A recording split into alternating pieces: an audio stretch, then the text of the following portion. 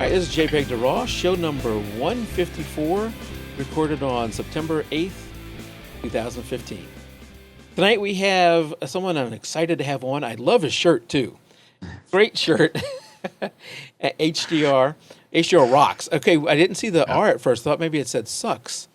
And I was going to say, what are you talking about? HDR it rocks. Gets you sucked in. Blake Rudis. Did I say your last name right? Yes. Okay.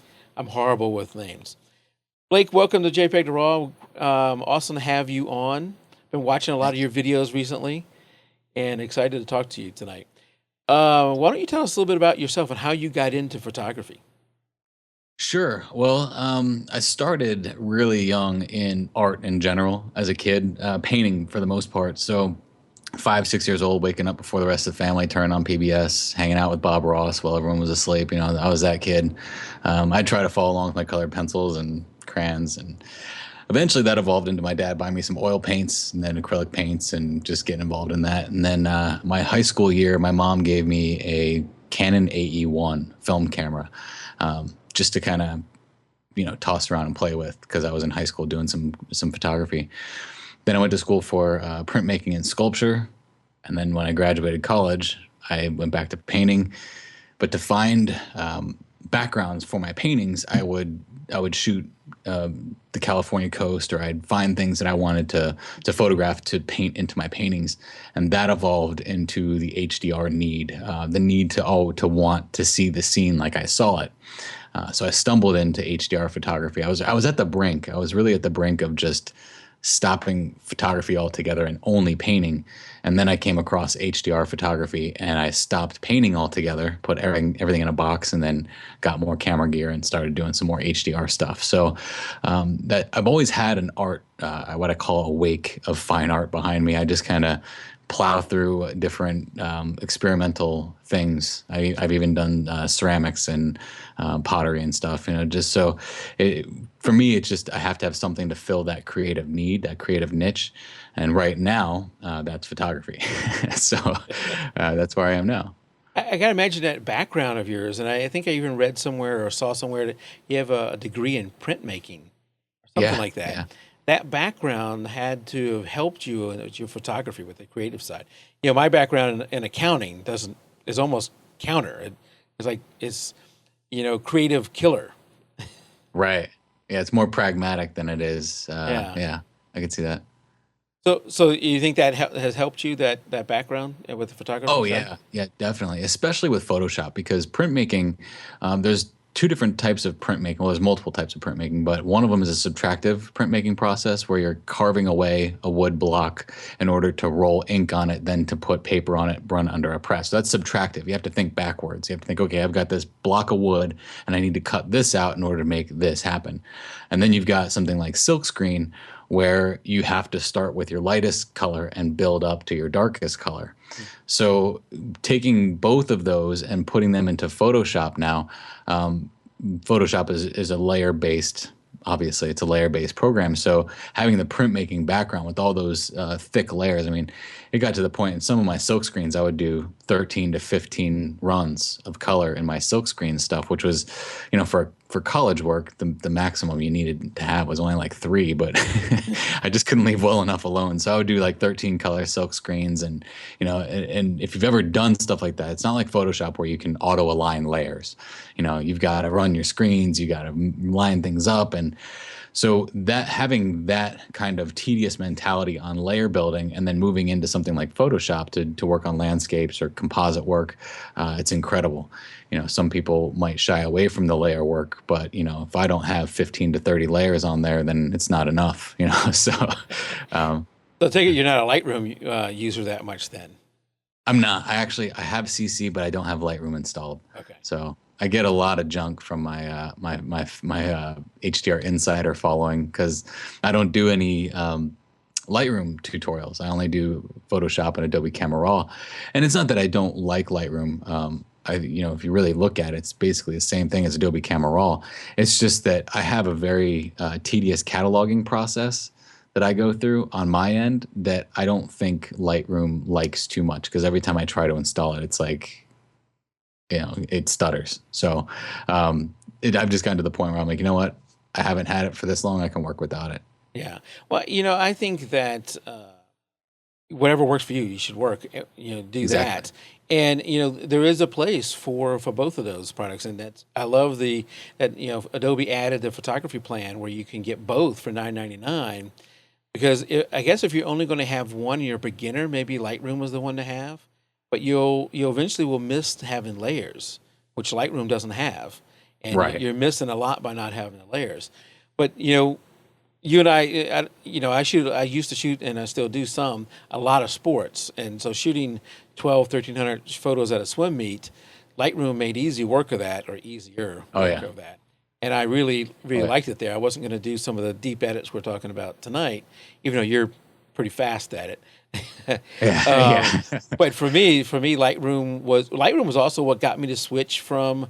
I used to shoot RAW plus JPEG, and as soon as I got Lightroom, I stopped shooting JPEG altogether. Just shot straight RAW. Right. But still, I don't know if I could do without Photoshop. Right. 'Cause- Yeah, I'm the same way. I have a lot of people that sign up through the email list, and I ask them 3 questions in that email sign up that I want them to answer because if they respond to me, I respond back to them, and we have this synergistic relationship through email. That's how I meet. That's how I meet so many people on the internet.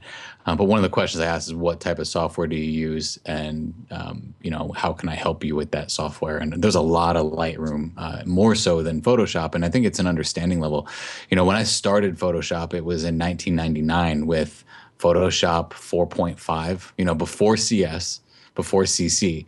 So then in 2006, I believe, was when Lightroom came out. And it was like, this is so new. What is this? It was like, you cut out all the layers. That's pretty cool. But then I was still so self-taught for 7 years with Photoshop that when I got Lightroom, it was like, I don't need this. Right. But now, if you're just jumping into it, Lightroom it's a saving grace for the Photoshop headache, I guess, if you want to call it that, because it does have a huge learning curve. But it depends on what you start out with, and what I like to tell people too is it depends on how your brain is mapped too. Like there's some software I just can't use because I'll jump into it and my brain doesn't like the way it's laid out. Yeah. And it's kind of like if you were to sit at somebody else's desk and they say, "Okay, find my stapler," and you're like, yeah, you don't have any organization system here. That's how I feel when I jump into certain products. So for me, I'm very in tune with Photoshop, Adobe Camera Raw, and Topaz products because they align so well with how I would organize that. And I think that's something that people get disconnected from. They just think, oh, well, this doesn't work for me. Well, it might not be that it doesn't work well for you because of your organization system. But this guy over here thinks it's the best thing since sliced bread. So I think you have to kind of really use the 30-day free trial on any software to see if it even maps your brain. If it doesn't, then it's probably not going to work for you. For me, I think it was Lightroom 3, my first one. And 17 days into the trial, I almost gave up and said, I can't make this work. And, I started with Photoshop 5. And so Lightroom was a big change for me. But up until recently, for the person just getting started, Lightroom is $150 or less. Photoshop was Right. over $600. So, Exactly. it was also a barrier to entry there for some people. Now, though, with being able to get both of them for $9.99 a month, that's a great deal. Going back to your HDR, and you guys aren't seeing them. I played some of them earlier. I can still see the photos in the slideshow. There's some people who criticize HDR as, oh, it has that HDR look, or oh, that's fake because it's HDR. That kind of thing. Yours, of course, and some people, I think they get that feeling because they've seen some that have gone, in their mind, too far. Right. I think we all have our different spot where, okay, that's too far. And, it's different for each person. For me, yours, some of them, especially in the thumbnails I'm looking at, I can't tell whether that's an HDR shot, meaning the typical HDR, the 3-year plus or more blended, or just a single shot you've edited. And to me, I like it at that stage where I'm not quite sure, is that a, multiple ones put together or not? What I'm sure you run into that with people who are critical of HDR. What's your thoughts there? Oh yeah. It really comes down to if I'm out shooting, I actually have some gloves in my car, and if we ever start talking about it, sometimes I got to put them on and just No. But I've devoted about 5 years of my life now to education with HDR. And the reason for me is because when I started this and I reached out to a bunch of people I saw doing HDR, I said, hey, can you just help me out? Give me some kind of hint as to what you're doing. And one of the guys was in Germany, and he's like, I just use this program, man. And it was like so passive aggressive, that I just got really frustrated. So for me, HDR was a very hard thing for me to learn because when I did my first HDR image, I was like, this is incredible. Look at how far I can push my saturation. Oh yeah, so I mean, I'm like hiking these sliders up and it's looking like circus vomit junk, and it's just like, but then you get to a certain point and you're like, okay, that's a little too much. And that was the image that I know we talked about this before, but the image of the Bixby Canyon Bridge with the multiple levels of mountains that you're seeing in the slide. That was the very first image that it just clicked. And I said, you know what? This is how HDR should look. And then that kind of reformatted my thought process on all my HDR work after that. Because, and just like you said in the thumbnails, the critical part there is the thumbnail. So what I'll do in Photoshop as I'm editing is I'll even zoom out really far. Because if you zoom out really far, you can actually see all the places that the HDR is looking bad. So when you zoom back in, it's big. It's not as abrupt. Because the small thumbnail, you can see all the different contrast intricacies that are all messed up. So a lot of times I will minimize my image really small and look at the thumbnail and say, okay, how far has the contrast gone here? And then I'll maximize it to fix that contrast. But a lot of times it comes down to contrast is the key. You can push your saturation beyond limits with HDR. You can push your tones beyond limits, but you really have to pay attention to that contrast and in all aspects, not just tone contrast, but color contrast. And I think that's where people get disconnected and they don't think about it in terms of that. So they push these things too far and then they've given HDR a bad name. But the funny thing is that last week I just did a tutorial on my website, everydayhdr.com, and it's called, Am I an HDR Hypocrite? Because a lot of times people don't realize that HDR is nothing more than heightened dynamic range or high dynamic range. HDR does not equal tone mapping. You don't have to tone map to get an HDR image. You just have to heighten the dynamic range. Well, in Lightroom and Adobe Camera Raw, there's two sliders that heighten that dynamic range, and that's your highlights and your shadow sliders. So if you start moving those sliders, who doesn't do that? Who doesn't do that? But those are the same people that are the HDR haters. Yeah. So it's kind of a joking tutorial, but basically just put it in perspective that there's nothing mystical and magical about HDR. Nothing. It's been done since the late 1800s. We just do it in a different way now. So to demystify that and really break it down and say, that's kind of how I educate with the HDR process, is just to put it into palatable courses that show you not to go too far, because we know what happens if you go too far. But the potential, if you don't go too far, you don't limit yourself, and what we'll talk about later is I can't actually use my editing process without the tone mapping process. It's almost impossible for me. So it's really critical in my process to incorporate HDR. For me, I talked about sports being one of the things I like to shoot. The other thing is I love shooting landscape, and I'm almost addicted to it. And I don't know if it's, sometimes I feel like I need to go back to not shooting HDR, but I don't want to shoot landscape without HDR. And the best times generally to shoot to landscape is morning and sunrise, sunset. But I've had success shooting some in the middle of the day or during times when you normally would not shoot landscape by using HDR. I've had some success there. I wanted to go out and prove that I can do it in the middle of the day. Went out and actually noon and shot some what I thought was some good shots, some river shots using HDR. And it turned out very well. And Tim, welcome, Tim. Welcome. Thank you for having me. Sorry I'm late. That's all right. Hi, Tim, Tim. This is Blake. Blake, this is Tim. I am Blake. And we're going to go Nice to meet you, Tim. We're going to go into a little bit later. You Likewise. talked about the highlights and the shadows. That's just that's a two-zone thing. You're going to give us a much bigger zone editing system that we're going to talk about here in just a few minutes, Right. that you've developed. Before we get into that, you also do a lot of webinars or whatever, I don't know what you would call them, tutorials for Topaz Labs, right? Mm-hmm. And we're big fans of Topaz Labs here. I own the full Yes. collection. Tim owns the full collection. How'd you get involved with Topaz? It's funny. I think it's the thing about Topaz. I'm not even sure if Nicole knows about this. Nicole's the one that runs the most of the webinars with me. She hosts them. She's an awesome person, and she does have a lot of knowledge on the Topaz products as well.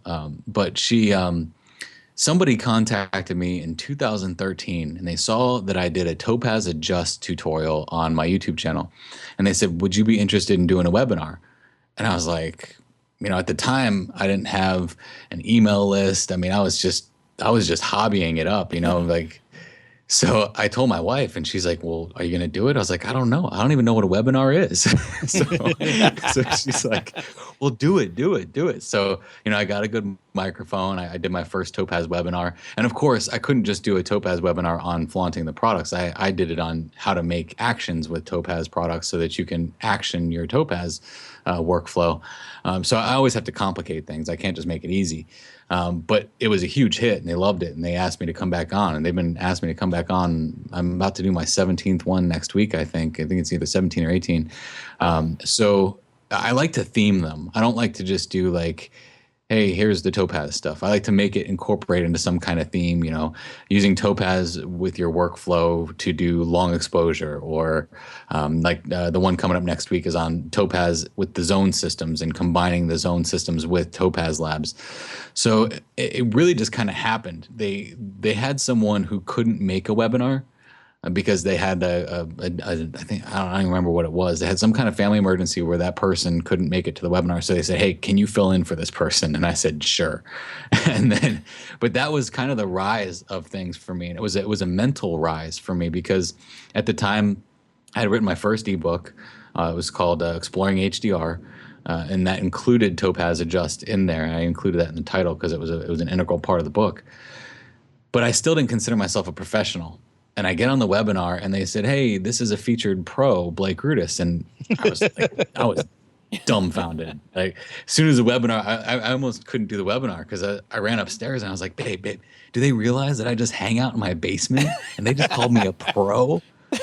Like, this is awesome. So I was really jazzed up, and that started kind of a mental shift for me in the direction of basically what I'm doing now.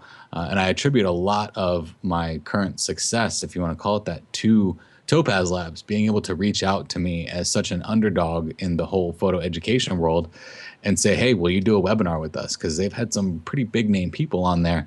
And it was I'm getting goosebumps thinking about it because it was one of those things that was kind of the turning point in my blogging career. And, I'm very thankful for them. That's why I don't just support their products because of that. Like I said earlier, the Topaz products are just wired so well to my thought process that that's why we work so well together. And that's why I can help kind of create, I guess, some kind of magic with the Topaz products because of that. So we have a lot of fun together. And everyone that I've ever worked with there is just incredible, from their customer service all the way up. They're just some great people. So. We worked with Nicole. We had Greg Rostantoni or something like that. Greg Rostami. He's an awesome guy. We had him on a show, gosh, it's been 2 years ago, to do a demo. Awesome. I'll never forget that. That was when we were pulling, I think, the dog out from the picture.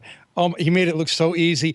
I think I watched an episode a dozen times trying to figure out how to do it. And it was like, oh, this is not so bad. I mean, he really demonstrated it really well. Yeah. And right I met him at a Kelby event. I had a zone system booth at a Kelby event here in Kansas City, and he was next to me. And during the breaks, I would just go to talk to him. That guy is like a pixel magician. People think that I can do some incredible things with photos. I am a beginner compared to Greg Rostami. That guy is a magician with pixels. I mean, he can just puppeteer the pixels, and they'll do whatever he wants. It's phenomenal. He actually is a magician. That's what he does. And he is a magician too. Yeah, he has magician apps. He just came out with a new one. He was during a launch, and he was like, "Hey, check this out. And I was like, so here he's like blowing me away with the Topaz stuff. And then he's blowing me away with like a magic card trick on an app that's guessing everything I'm thinking. I was like, who is this guy? Well, that show got us to both Tim and I to purchase the full suite. And if we from that also got an affiliate link, if you want to buy anything from Topaz Labs, use the JPEG to Raw affiliate link, jpegtoraw.com/Topaz Labs. Blake, well, we don't do this for money. All that money we get from those type of things, we give back to our listeners through giveaways or something like that.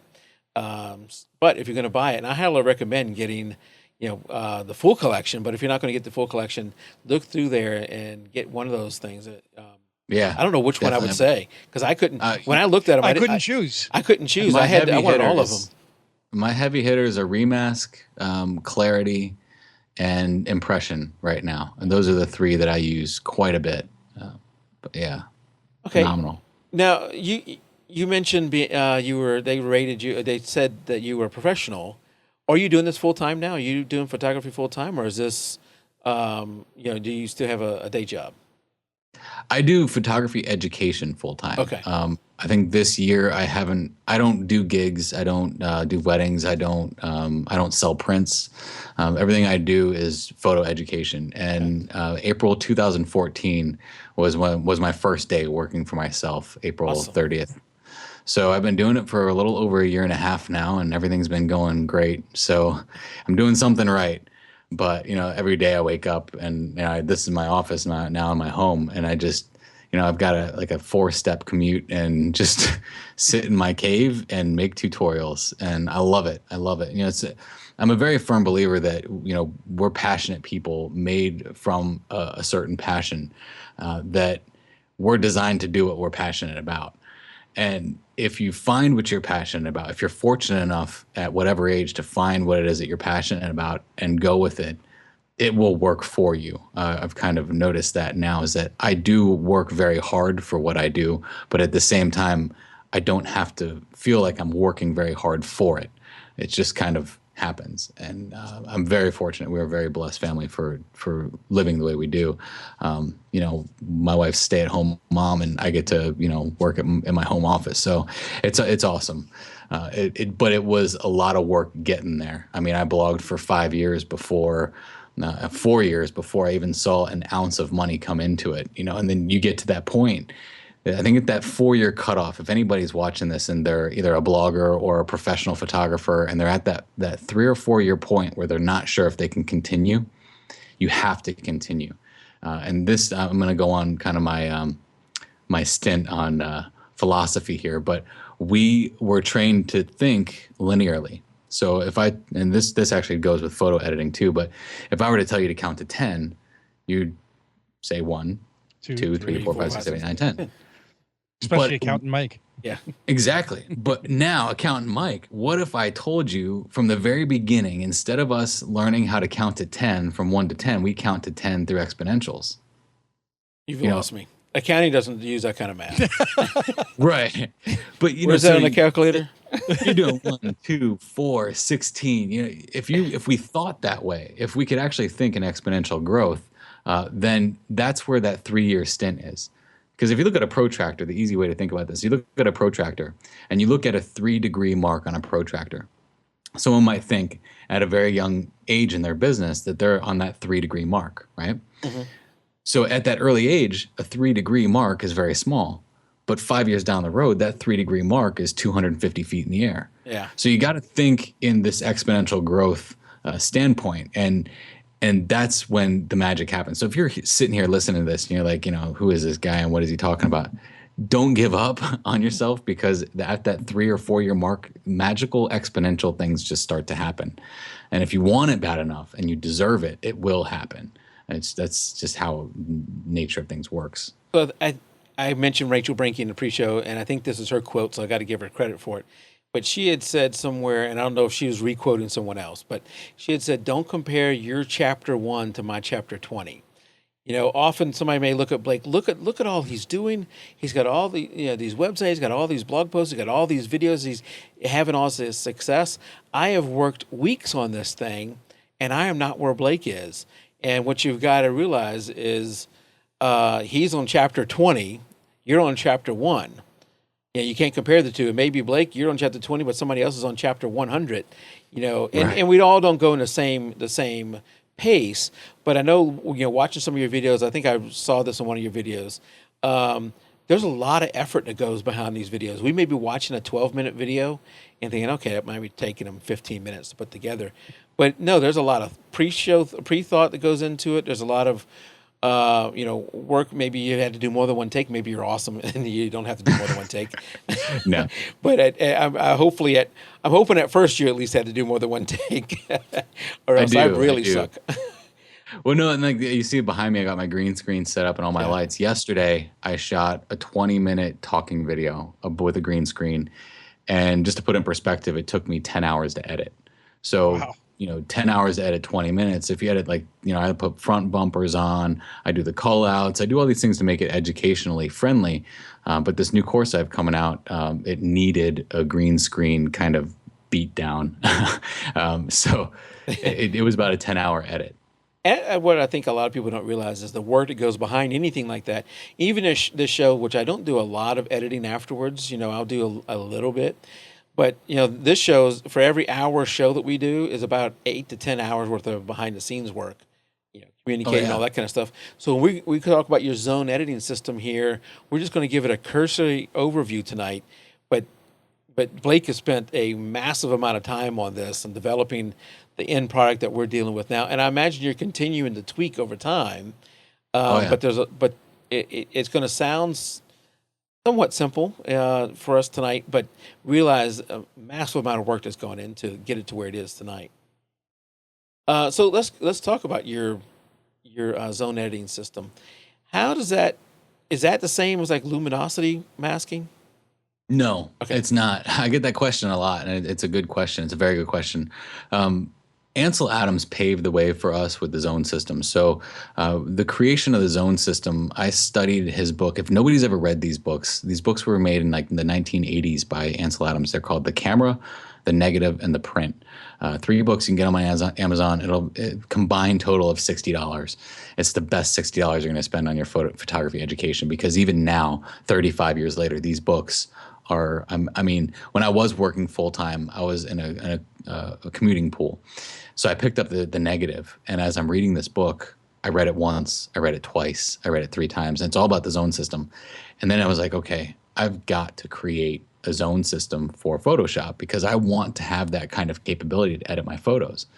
And at the time, I was in a turning point in workflow where I was getting really frustrated, and workflow was had a higher turnover rate than McDonald's in my local McDonald's. I mean, I was changing from one workflow to the next, and it was getting headaching that I could never find a workflow that I liked. So I really inundated myself with Ansel Adams' teachings on the zone system. So when I created the zone system, it wasn't created from luminosity masking like you would traditionally create it from, because I don't think you can create the zone system from luminosity masking.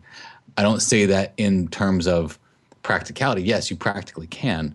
You can select the luminance channels, you can subtract the darks from the lights, and so on and so forth, but that does not create the zone system. Because the way the zone system has to interact with itself, the tone and shadow and color in a living area, like the scene that you show up on, are organic. They're constantly changing. A luminosity mask is a snapshot of a certain zone at a certain time.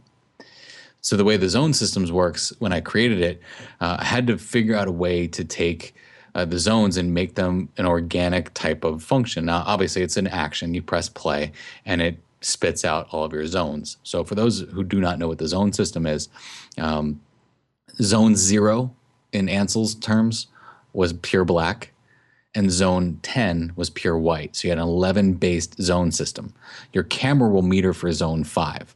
Typically, when people ask me about how do I take a picture, well, most times people are metering for the wrong thing, because they're telling their camera what they want to be gray, essentially. Yeah. That's why your exposure for your sky might be beautiful, but your sky is dark, or vice versa. Your shadows are beautiful, but your sky is bright, and that's where we get into the HDR thing. But so when you think about the zone system, in terms of shooting, that's where we were with the zone system for the last 30 to 35 years. It's always been about, it's actually longer than that because he developed the zone systems in the 40s. But the zone system has always been thought of as a topic that was done while you're shooting, not necessarily something afterwards. And even if you read the negative, there's a quote in there. I can't remember what it was exactly, but it basically says that Ansel himself says that there's going to be a digital version of this that is going to be amazing, is essentially what he was saying. But he wasn't there. That was in the 80s. You know, he was so far ahead of his time that it was unheard of. So I'm not saying that I picked up the torch from Ansel and I ran with it. What I'm saying is that he laid down the foundation and the groundwork for us to have a system to look at our photos in a different way while we were shooting. But there was a disparity. And I had used luminosity masking to create the zone systems at first, but I didn't like the way everything looked really contrasty in between zones. If you modified zone 5 and then you've modified zone 7, there's this huge contrast disparity between the two zones. It's because when you do it that way, those two zones don't get to feather together. You see, when you do it luminosity masking, you're saying this is the pinpoint for zone 5. So each zone becomes a triangle with no overlap. But really what you need is you need those zones to almost be like humps that slowly overlap between each other to actually create a legitimate zone system that would be very functional towards something like Ansel Adams' zone system. So that's basically what the system does. You press play, it gives you 11 curves adjustments, and it allows you to tweak the zones independently of each other. Okay. And so, but that's as far as the action takes you, right? From there, you do the editing yourself. So for someone who's saying, I don't want to just press play and then have it do everything for me because I may not like the way Blake edits. That's not what this is doing. This is just giving you the breakout into the 11 zones, and then from there you can do your editing. But that's not all you get once you lay out the different things that you sell, because I think with each one you get the action, but you also get a number of videos giving you details on how to use these things, right? Right. Yeah, and that's how I operate. You know, I train to the lowest common denominator. I train to I teach or train, if you want to call it that. I like to consider it training because I think that you're all soldiers in the photography community, building yourselves up. So I train to the lowest common denominator. I train to the individual who might know nothing about tone. So the digital zone system, which is the Ansel Adams based system, now I have to put the caveat there that he has nothing to do with this, and neither does the Ansel Adams Association. They have nothing to do with this, all right? But it's based off of his teachings. That is for tone. So the first 5 or 6 videos in there are about tone. You can't just jump into the zone systems and have no idea what's going to happen to your image and the tones in your image when you convert to black and white. So there's a big push in that course. Each course is about 4 hours worth of training plus the action. So I've been told by many people that it's funny because some people will say, well, you know, I bought this just for the action. It was worth more than that. And some people say, I bought this just for the videos and it was worth more than that. So, you know, it's one of those things like over deliver is something I was told by someone a long time ago. And I definitely try to over deliver in every way possible. But it's 4 hours of training content per video package plus the action that sets you up. Now, one of my biggest pet peeves is I do purchase actions every once in a while from different people around the web. My biggest pet peeve is when I run an action and it modifies my work. You know, I want someone, when you press play, duplicate my work and then modify it to what you want, and then I will tweak it. So that's kind of how these run. They run to set you up with all the tools that you need. It's kind of like the surgeon. The surgeon just comes in and does the work. But the person on the front side sets up all the tools, make sure they're all sanitized. I'm the guy that's making sure that all your tools are sanitized. I lay it all out for you, so all you got to do is show up and edit. That's kind of how these systems run. So you get the training on the front side that teaches you how to use the systems, but also teaches you about tone. Then the next system is the color zone system, which is about color theory. And being a painter from a painting background, color theory is critical, especially if you're a photographer. If you're a photographer and you've never studied color theory, when you're done with this podcast, just Google it. You don't have to learn it from me. I don't care who you learn it from. Just learn color theory. Get a color wheel, print it out, put it in front of you. I have a color wheel right here. I always have it at my desk. Always have my color wheel. So get a color wheel, print it out, keep it with you, because color theory is not just a painter's antiquated thing. Definitely something that you need to understand. Right. But that teaches you color theory like a painter as a photographer, and gives you a system that you can edit color in no way, shape, or form. Now, the color zone system is not something that I took from anybody else. That was something I created after making the digital zone system, because I needed a sister system to edit my color like I could edit my tone. So I know a lot of this stuff is like, you're messing with my mind, man. So we have But 11. Really, when you look at it, it is so simple. Well, simple The for you. tools that are 11 zones for the zone system, the digital zone system. How many zones for the color system? 11 also, or? You get all of the primary colors, so 6 zones plus orange and ultramarine, so 8 plus. There's about 11 in that one too. I think there is 11 in that one too. So there's about 22 different zones that you end up editing. And what I tell people is that this is layer intensive. It's not labor intensive, and that's the critical thing to understand. Is that sometimes it's like, sometimes you have to break a bone in order to fix it. It's kind of the same mentality. I have to give you everything with these so that you have the ability to mess with everything and manipulate everything, but you're not going to need everything every single time. You might not have any red in your image that you're working on. Well, then you don't have to modify the tone in the color red. So really, it sets you up, and it is layer intensive. But I'll put this into perspective for you, and this is kind of one of my wow moments. I've been using the zone systems now, both of them, for a little over a year and a half after the development and the creation. I use it on almost every photograph. I've got myself to a point where edits used to take me about an hour and a half to 3 hours to get a good final image, what I would call a masterpiece. Now I'm looking at 7.5 to 15 minutes. So when you understand workflow, and that's where the Zone System Masterclass comes in. That's the one I just launched, the Zone System Masterclass last month. That teaches workflow specifically. So here's the systems. Here's the digital zone system. Let's learn about this. Here's the color zone system. Let's learn about this. Now let's look at the masterclass and look at how impactful our images can be when we sit down and look at workflow. So it's workflow based. So yeah, you might jump into this, and if you're thinking that this is going to be one button clicks to get you good photographs, you're wrong. It's not going to happen. Well, the problem with actions that are one button is you don't learn that much. No. All you learn is to press that button, and that's really not getting you anywhere. We spend all this money on our equipment. We spend all this money on our software and hardware and travel and whatever else we're doing. All this money we're spending on photography. But one of the things I think a lot of us are lacking is education. Where, Right. The only education we're getting is trial and error, and that's important too. Nothing beats practice.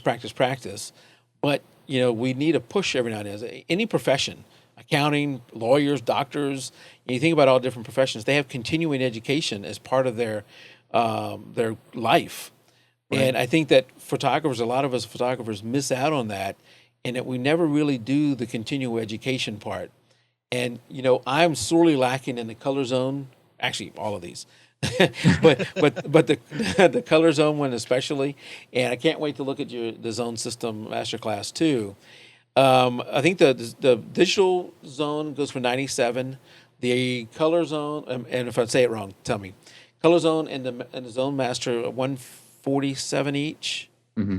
And then you have combos where you can buy them combined and save some money by doing a combo thing there. Really, when you look at your education, and this is something that will stick with you for a long time. You can go back and watch it over and over and over again. And then if you start using it on every photo, those actions you have become so valuable to you. That's not a lot of money to spend on something that can be so integral to your. That's a cheap lens. I don't even know what lens you can get for that. Maybe obviously the 50 millimeter 1.8, but well, yeah, and that's I was told by someone that I underpriced them, and to me, that's not what it's about. The thing is that, and when it comes to this kind of stuff, my goal is to make everyone that I educate better than me. If someone can use these systems and even better them, that's awesome. That's what I want. I think any educator should want that. Mm-hmm. For the people that they sell the products to. But when you get into the other world of one-click edits. You know, there's a lot of secrets involved in there. They don't tell you how the action was made. Some of them don't even put a video tutorial on it. You just pay $5 for an action, and it's like a McDonald's apple pie. You know, it satisfies your apple pie fix for a good 5 minutes, and maybe later if you're unlucky. But then, if you really wanted a good quality apple pie, you got to get the raw ingredients. You got to put it together, and there's so much more fruit to your labor at that point. But then you know how to do it, and you never want to go back to that apple pie. And that's kind of how I want people to be with my actions. Not only do I give you the action, I show you how I made it so that you can modify it. That's my point. I want you to be able to use this so that it works for you. You know, and I want to break it down to that level where so there are some people that really understand this and will email me and say, hey, I think you might have done this, this, and this wrong. And they're right. And then I'll go back and I'll modify it and fix it. And, you know, I love that. To me, that's the challenge. I like when people challenge me. So, yeah. And you've offered JPEG to RAW a discount code, right? I did, yeah. Yep. And I have that right here. So it's JPEG to RAW. Is it all caps? Is it cap? It doesn't matter. Okay. All caps are anything in the everyday HDR store. All caps. I think the way eJunkie works, caps don't really matter. But either way, just use the code JPEG to RAW for 15% off, and I believe it's good until September 18th. Yep. I made that lower third right before the show started. Nice. Look at that. That's awesome. So the prices were already not that bad, especially when you consider the education you're getting, and think about this in a lens. I mean, what is an 85 1.4 going to cost you? $800, $900, $1,000, something like that. You know, this is a third that price or somewhere around that range. And you really need to be thinking about continual education outside of just the trial and error that we all do, the practice that we all do in our lives. We need to be reaching out to others. And yet, Blake, you have a lot of YouTube videos out there that are free for us to watch.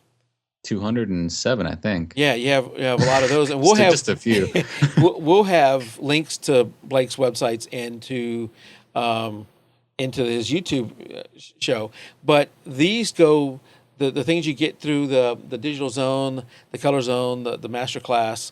All those are taking those YouTube videos to the extreme, are much more detailed and much more involved. Plus, you get the actions. Mm-hmm. Yep. And that's the. I just lost my train of thought on there. Sorry. What was I thinking? Anyway, go ahead. Ask me a question. Well, I was going to ask you at some point. You I don't want to lose the hours going by fast. I don't know how much time you need to give us a walkthrough if you want to do that. Sure. I can go ahead and just give you a quick run through. I'll just pull up an image here and then share my screen with you. Okay. Let me go through the ropes here. We just did this before. Call. Are you getting that ready? Share screens. All right. So are you seeing Photoshop? I am. Yes. Yep. Okay, awesome. So basically what it runs, I'll show you the Zone System Masterclass version, because actually I updated the Zone System for the Zone System Masterclass. And the way it works now is it's got a lot of fail-safes involved in it that make it so you can take the curves a little bit farther than you would in the regular Zone System course. But the training in the Zone System is still integral. So let me just go and press play on this. And what you see it's doing here, it creates a black and white layer that, oh.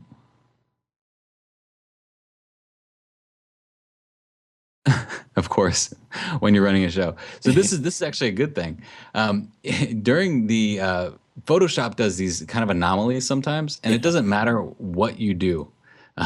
Every one of these masks is now the same. This is a Photoshop anomaly. I tell you that I spent 3 weeks trying to code this out. So let me go ahead and close that. You have to close Photoshop completely and open it back up. Of course, it happens during a show, but it really, I talked to 2 or 3 different computer programmers about this, a couple people that have done actions in Photoshop, and talked to them about, hey, what is going on when I make this selection? And none of them can tell me. I've even put in fail safes in the action that deselect everything before going into it, and it still does it. So It happens once in a blue moon, so I think that tonight lightning is going to strike.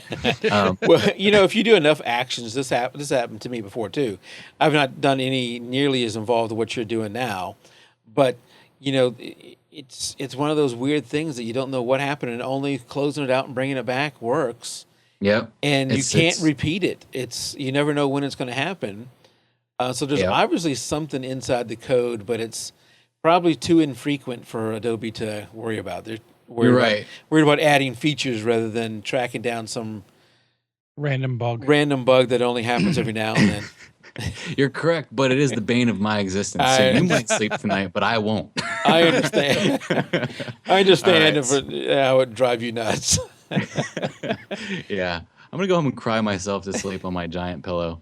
Well, it looks like it worked the second time, so that's not a problem. It did. So basically what I'm going to show you is if you press Alt or Option on these masks, anything you see in white, that's what this zone is going to affect. So this is zone 0. It's going to be our darkest darks. Zone 1, zone 2, zone 3, so on and so forth. Zone 5, what our camera meter is for.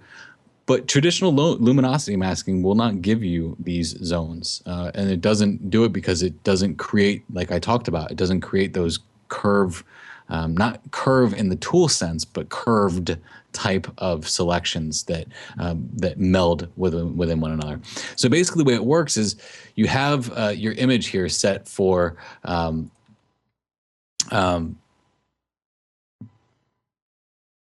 yeah, then I hit my history palette. Anyway, I do this for a living, I promise. Can I ask you one question before you start? Sure. Can you also use the zone system for other things like sharpening and maybe noise reduction or something like that? Yes, actually, in the masterclass, I have some here that have different things set up for you where they're like push buttons where you select you go here and just do noise reduction. What this will do is it'll reduce the noise, but it'll protect your midtones from noise reduction. Okay. And then this one is a sharpen that protects your highlights and your shadows from sharpening and will only really sharpen your midtones. So you can use it for just about anything. And because you have the masks, you can beg, borrow, and steal from these masks on anything else. Okay, awesome. Yeah, and it really is powerful. It's a really powerful way to sharpen. And these ones are push button sharpening, but it gives you the ability to go into it. And I could really go into these blend if options, but that's a whole nother hour show. So is this the after photo? Because it looks good already.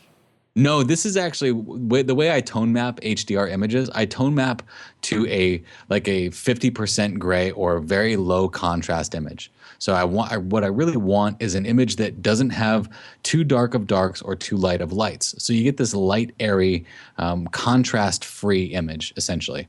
Okay. And when I output it to a 16-bit TIFF, that's the critical part here, because you go from, most raw images are anywhere from 12 to 14 bits of information. But when you create an HDR image, you can output that to 16 bits of information. So those extra 2 bits, it's not linear bits like we're thinking. They're exponential bits, just like we talked about earlier in this show. So this is an image that you've already run through Photomatics or something like that? Yep. Okay. I ran this through Photomatics to kind of cut some time down beforehand so that all you're really seeing is the zone systems. But if you really are looking for it, I've got tons of tutorials on how I do my HDR processing, and it's really, really quick.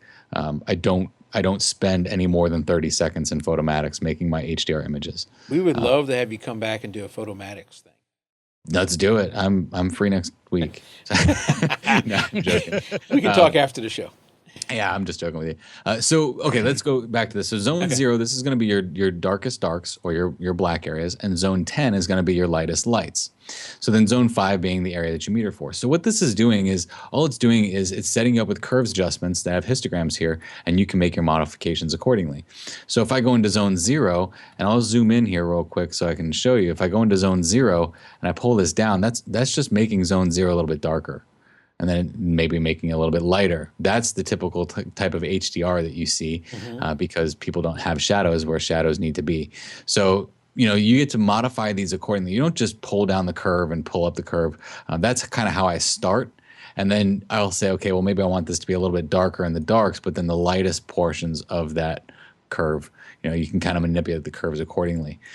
So if we zoom out and look at the big picture now, all those dark areas have kind of gotten the darks that they actually deserve.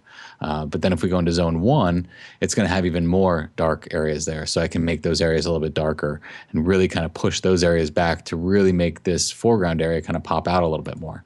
And the differences here are subtle, but it's the subtleties that are going to take your images to the next level.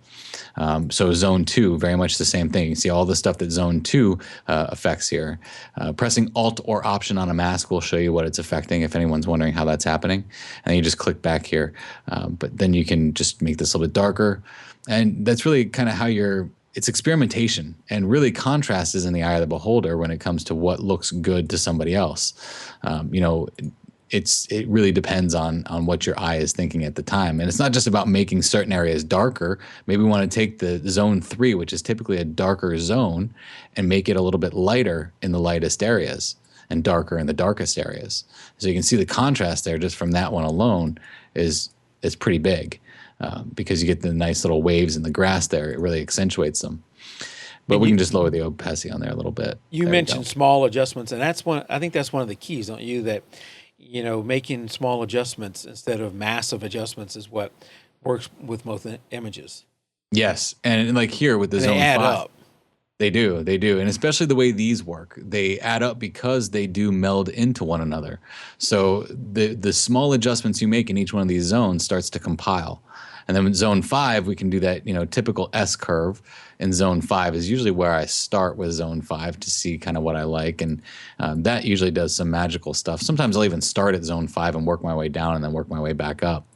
But then when we start to get into zone 6, that's going to be a lot of our cloud cover here. And you can really start to make things a little bit more dramatic up there. Look at that.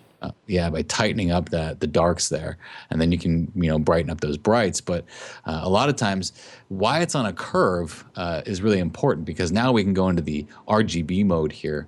And if you go into the blue channel, this is the most subtle channel. If you're timid about channels and colors, when you're using the zone systems, this is one of the channels that you can actually go into and really make things look a lot more dramatic at a very slow rate, so it doesn't make your image look really bad.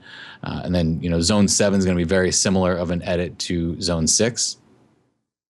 Again, tighten that up, make those clouds more robust. Maybe go in that blue channel, take a look at our blue channel, pull it down, pull it up. It just depends on what you want.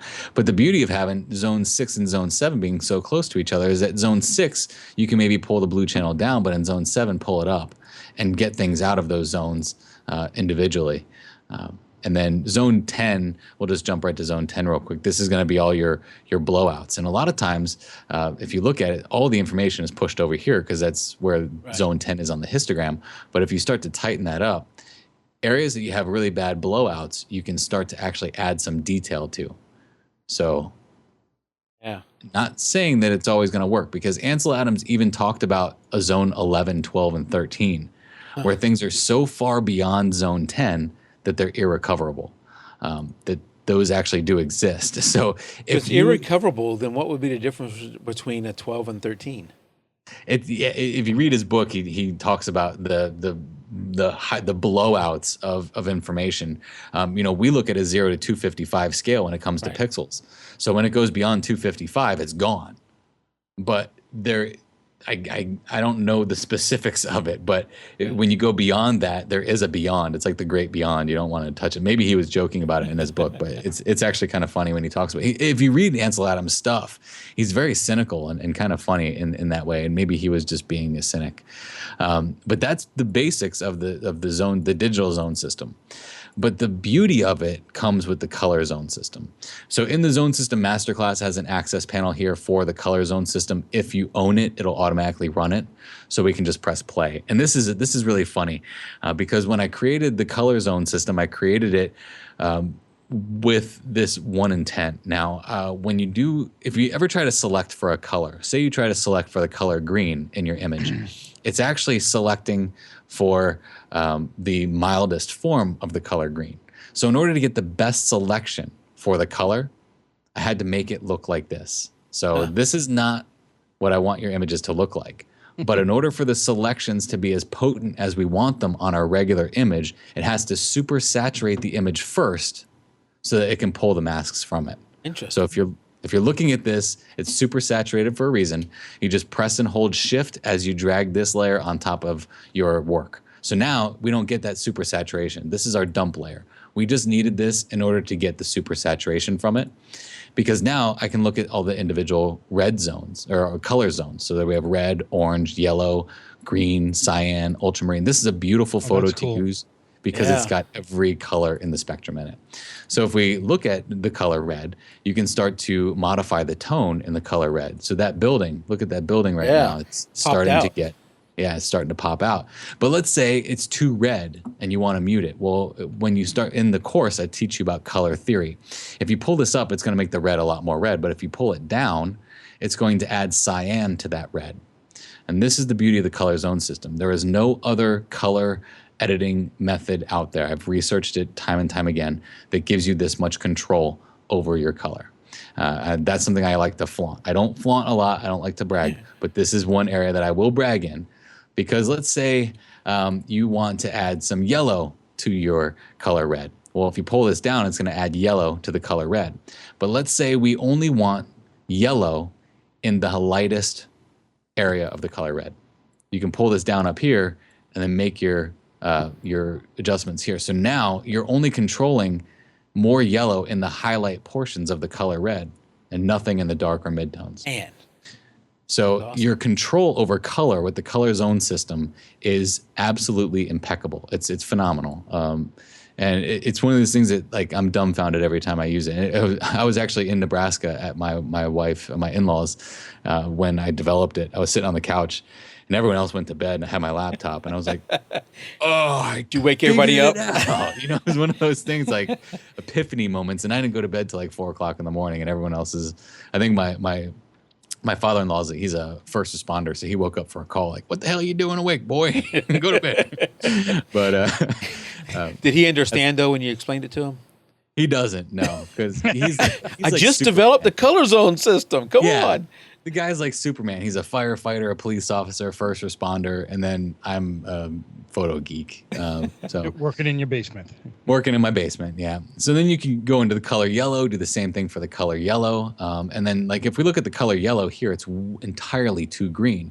So if we go into the color green, to reverse that, we just add a little bit of magenta to it so that we can subdue the green and make it look more like real traditional green grass. But again, if we don't like that it's doing that to the shadow portions, well, let's just do it to our highlighted portions, because it looks like just the highlighted portions of those grass needs a little bit of magenta added to them.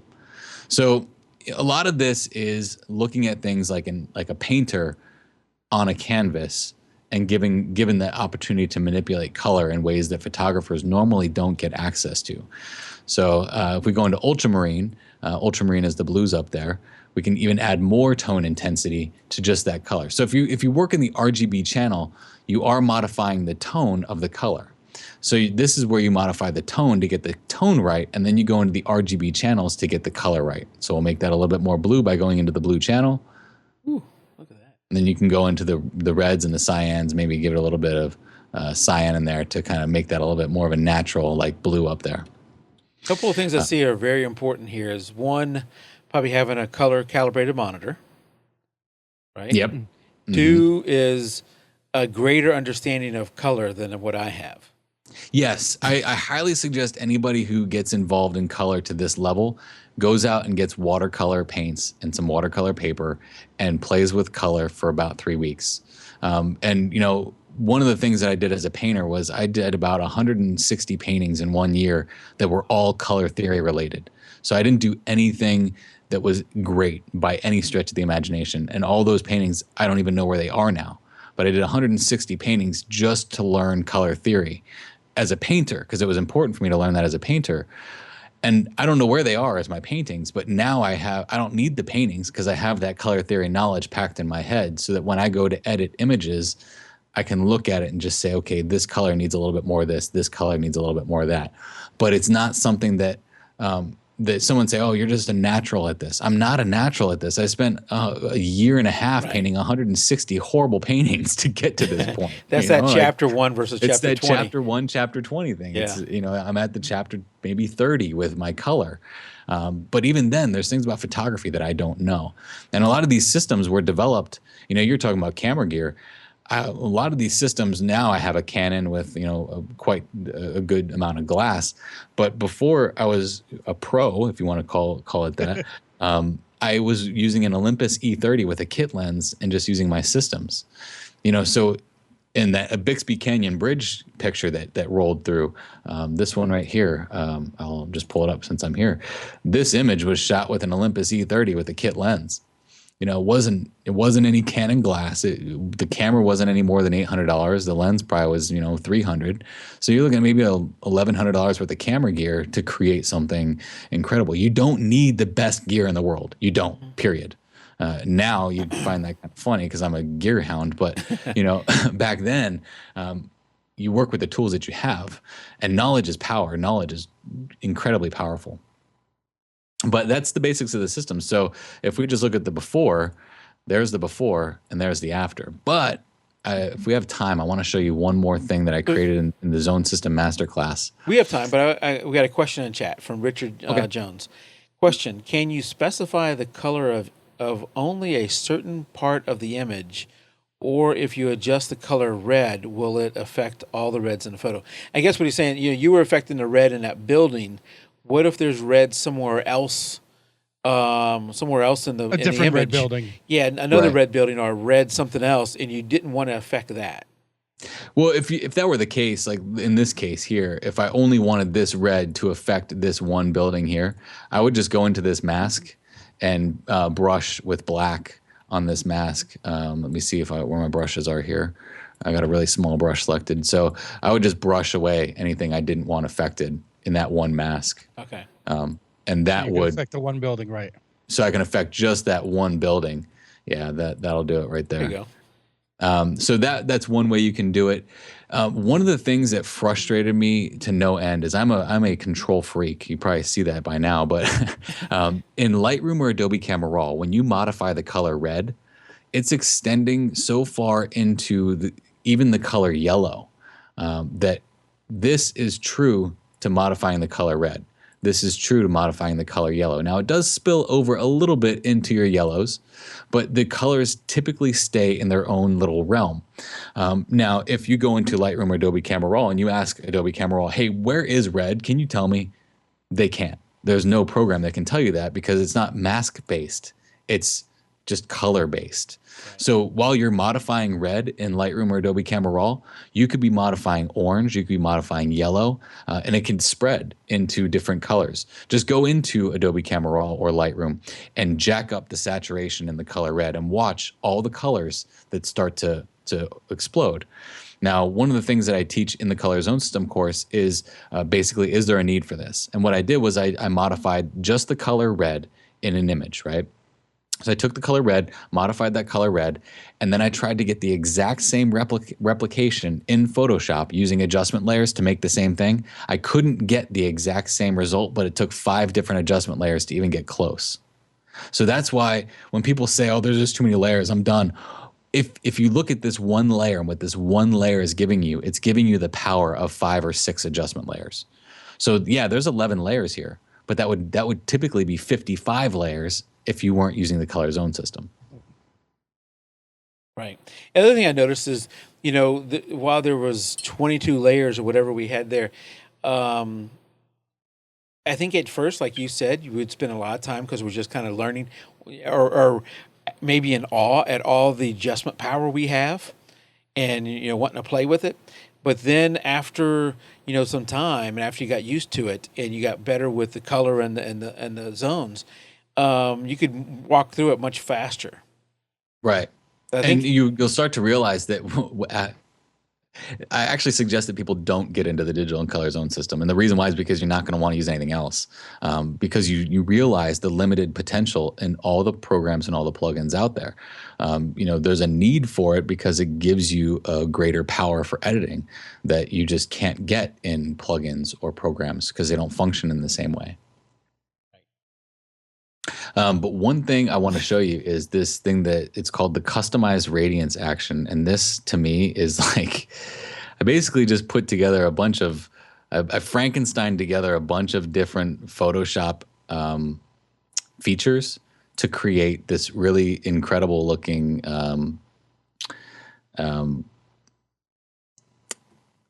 filter, if you want to call it that, but it's not really a filter. It's kind of weird.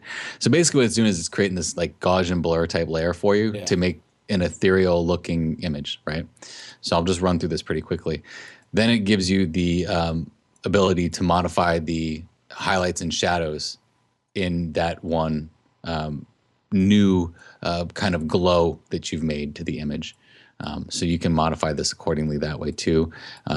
If you don't want it to affect the color, it doesn't affect the color. But this, I call this the plugin killer because after I've used this, it's like I don't want to use anything else anymore. I don't want to use anything else other than the zone systems and the customized radiance action. But then it gives you a series of other adjustments here too, like a hue saturation adjustment layer so that you can go in and modify, let's say, just the blue of this new radiance action and maybe just the green of this new radiance action. And then you can do the same thing with the tone. And it's only doing it to this radiance action, essentially. So I use this as a finishing touch. So when you put that on top of the image, it just gives it this kind of glowing sort of look to it that you can then modify accordingly by even going into your blend if options and protecting certain areas of your image so that it only affects maybe the midtones. And there you have this nice kind of glow to your photograph. So with, if I wasn't teaching you this stuff as I was doing it, you're looking at a pretty darn good out the box print on metal image in 10 minutes. Yeah. What a big difference. Yeah. Yeah. I mean, that's right. You went through this pretty fast, even with all the discussion that you had. Yeah. Yeah. So it's powerful, and it's one of those things that's like, I just want to play with. That is so many options to play with, so much power. I'm thinking, you think about Lightroom. You're right. You have shadows. You have highlights. You have some whites and some blacks, and then you have some saturation. But you can't. You have some limited adjustments you can do to the colors, and that kind of stuff. This is just so much more powerful. If you shoot in landscape, I wouldn't do this for my soccer photos or for my swimming photos, because I got 1,200 of them. Right. But the other thing I shoot is landscape, or there's a lot of other things, not just the landscape, but landscape, maybe macro. I guess about any image you're going to shoot with, it's not like mass production like I do. Right. But what I showed in the Zone System Masterclass is a way to automate this so that if you do it on one image, say you go out and you shoot a waterfall and you've got 15 photos that you've HDR'd and you've done all the workflow for, all you have to do is learn how to create your own actions. And you can record the entire process with the zone systems. So you can literally walk away while it edits the rest of the images from that series. Yeah, I didn't think about that. Yep. That'd be cool. Yeah. So, if you get creative with it and a little bit, and I teach it too. I don't just say, okay, yeah, if you knew how to do this, you could do it, but I'm not going to show you. It's one of those things that, if I had 5 different images of this, I could have recorded this whole thing and then just press play on all of them. And, you do have to sit here for a little bit, but you could definitely make a cup of tea while it's doing its business and then, come back and press play on the next one, press play on the next one. And you've got 15 masterpieces in a matter of an hour. Well, the beautiful thing for me is you gave this to me, didn't you? Yeah, you have it. Yep. Yeah. I haven't looked at it all yet, but I have watched some of it. So I can't wait to look through the rest of it. And what I've seen so far and what you've showed me tonight is wow. This is you're getting a lot for the money. Getting a lot for the money. Yeah, it's one of those things. I also have a community on Facebook for it too. So once you buy the courses, yep. And the people in there are so cool. We have so much fun together between HDR Insider and the Zone System photographers, and they're very helpful to one another. It's not one of those groups where if you say CC, they're gonna blow your image away. They're very nice, they're very considerate, they're very helpful, and probably the greatest people I've met in the photography community on the internet, and hands down. I've met some people there, like Richard Jones on here. I met him through there. And he said, hey, I'm driving through Kansas. You want to meet up? I said, sure, let's go to the Flint Hills and shoot, So I don't know. I didn't know him before then. You know, my wife's like, "Are you really going to the middle of nowhere with a guy you've never met?" I'm like, "Yeah, I'll be fine. Just Well, you made it back, so yeah, I need to get out of my basement. Leave me alone." But yeah, there's a lot of really cool people on there, and you know, the conversations that Richard and I had, I couldn't replace the conversations that we had, because you know, you learn a lot from everyone that you meet in your life, and everyone has a place in your life. So it's really cool that it's a trusting group. You know, these are all people who have bought the same product, and they trust each other, they help each other, they know each other, and it's awesome. It's really awesome. do you want to stop sharing your screen and we can go back to Oh yeah, us? I guess I could do that now. And I want you had mentioned this, so I wanted to bring it up here in just a second. Once we get back to us, Yep. to that. Oh yeah. Yep, that photo there. This is the painting that you had mentioned. Yes, this is a color theory study that I did, and it's probably one of the more successful ones from that year. Oh crap! Hold on. That's cool. It turned into a river. I think it's set to amazing. auto play whenever. You do some amazing paintings there. They actually morph into other photos. Yeah, that's crazy. I wish I could pay myself to do that one. All right, here we are back to the. So what I was doing in this time period was I was creating several layers of paint, that what I was calling percentage paintings, because every layer was a percentage essentially. But with this one in particular, I had two different canvases that were side by side, and my challenge was how well I could flip something horizontally, flip it horizontally, and also how well my brain could create the complementary color without looking at the color wheel. So what you're seeing is on the right-hand side is the image that I started with. But on the left-hand side is if I were to take the one on the right-hand side into Photoshop and invert it to see if I could come up with the color theory. So this was like the ultimate color theory challenge for me. And I was really disappointed when I brought it into Photoshop. I brought both of them into Photoshop and I inverted them, and they look nothing alike. Well, but the problem is, and this will blow your mind. The color wheel in the digital world is different than the color wheel in the painting world. Wow. Okay. So when you invert blue on a traditional color wheel, the complementary color to blue in the painting world is orange, but the complementary color to blue in Photoshop is yellow. Okay. So here I berated myself for a long time because I didn't get it right. But in the painting world, I'm right. Okay. But in the Photoshop world, I wasn't necessarily right. But yeah, so this was a color theory study. This painting probably took me about 4.5, 5 months of layers upon layers upon layers with other paintings that were going on at the same time. But this was the ultimate challenge to say, okay, how well do you know color theory? Let's see if you can invert all these colors as you paint and also flip it horizontal. So if you know how this kind of painting works, it's masking tape. You put masking tape down to make one design. You cut it out with an X-Acto blade. You put your paint down, and then that becomes a layer. So then I had to do that on both images with the masking tape to get them perfect. Yeah, by the end of the year, I had a masking tape ball that was the size of my couch, and it had all these different colors all over it. I think I threw it away before my wife moved in, but it was a huge masking tape ball because you can only use it once. You threw it away before your wife moved in, which means you kept it for quite a while. I did. I had this masking tape ball from all the paintings that I was doing because I was doing a lot of these paintings. That was just one example. Isn't it crazy what us guys will keep? Yeah, it is. Masking tape ball. And you probably thought, I wonder how big I can get it. I did. But now I've got an office with a cipher lock, a coded cipher lock on it, and I'm the only one that knows the code. So I can keep whatever I want in here. He's got a rather big ball starting already. I'm starting a big masking tape ball. Well, Blake, thank you so much for coming out. We just touched the surface. There's so much more I need to learn. I really need to get better at the color in all of this, and I look forward to using the product that you shared with me. We'll have a link for everybody out there. Don't forget the code. I'll put it back up here again. Did that wrong. Put it back up there again. Don't forget to use the code JPEG2RAW to receive 15% off through September 18th. So you need to act fairly quickly to get that. We'll also put this on our Facebook page, Blake, so that people who can see it from there. But don't forget to use that to get the code, the discount, and that is good for everything in your everyday HDR Store. Yeah. I even So had anything that that, and somewhere. I have a really cool boss. So if you need an extension on that, I can talk to him and see what he You talk to says. him.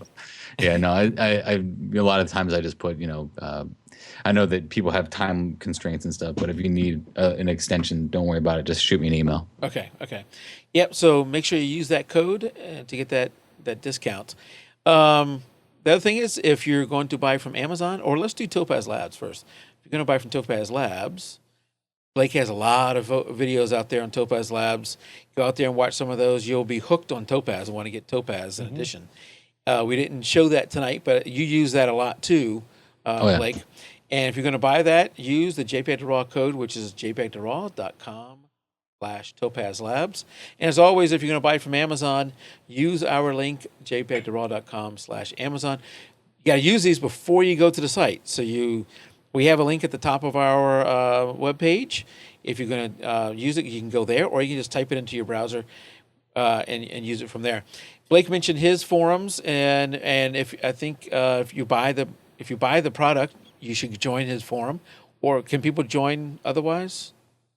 Are you limiting that? It's one of those groups. I check to see if they have bought it, but yeah, it's one of those things that I really try to keep it just to the individuals who bought the package. Yeah, and I think that's best, because then you've got people who are invested, in it. Right. But we encourage you to join our forums too. JPEG to RAW.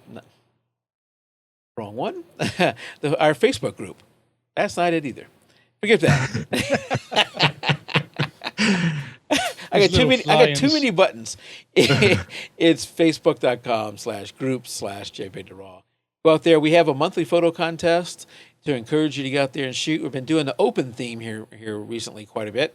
So any topic you want, as long as it's shot within that month. Right now, we're voting on the August winners. That should be coming up soon. But you have the entire month through September to enter for the September contest. You don't really win anything, but you do get your photo on the top of the page, and we will, put it out on our Facebook page too. And you get the notoriety of winning, which is awesome. We have some great entries this month, Tim. It was very, very difficult for me. I don't know about you, but when I went through it the first time, I had a 3-way tie. We do it, Blake. We do it. We have 5 or 6 people who are involved in the voting, and you vote on, I think, 5 different topics, like technical, creative, impact, emotion, and a few others. I can't remember what they are. But I went through that. You rate them on a scale of 1 to 10 in each one of those categories. I got done. I had a 3-way tie. Wow. How can that happen? So I had to go back through and say, all right, I got to relook at all these again. All 3 of them were that good. Wow. It is really, really tight. I think there's right now, there's still 2 people to vote. There's 2 photos that are tied after 3 or 4 people voting. Wow. That is really, really tight. But we'd love to have your photos. You don't have to join the Facebook group to enter. You can do it through our website. If you go to jpeg2raw.com, in the upper left-hand corner, there's a link that says Photo Contest. Just use that. It'll have a drop-down, and one of the drop-downs there is to enter the photo contest. That's it for me, I think, Tim. Anything else? If you come in late, if you're Gary, that's me. yeah, if you came in late and missed the first part and want to get this, recorded later on, we are on YouTube, on Stitcher, on iTunes, of course, on Spreaker, iHeartRadio, Automatic, Podbean, all kind of different places. So if we're not where you want us to be, let me know and I'll try and get us there. But until next show, keep it raw. Good night, everybody. Good night, everybody. Right.